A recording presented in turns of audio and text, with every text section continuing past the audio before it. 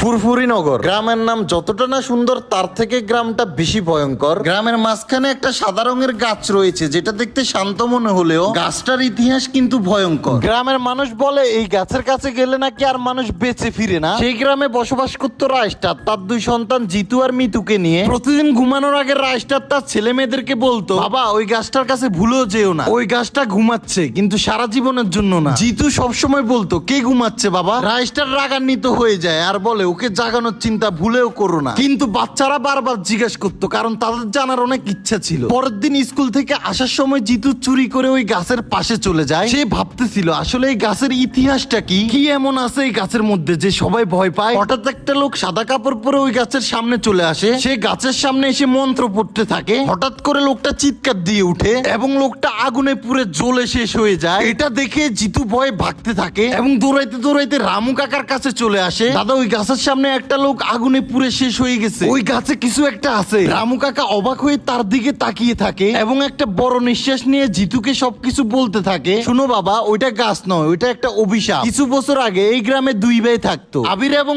অপু। দুইজনই একটা মেয়েকে ভালোবাসতো। পায়েল যে শুধু গ্রামের সব থেকে সুন্দর মেয়েই ছিল না, অনেক বড় লোক ঘরের মেয়ে ছিল, কিন্তু পায়েল পছন্দ করতো আবিরকে। অপু এই বিষয়টা জেনে যায় এবং একদিন রাতে দুইজনকেই মেরে ফেলে।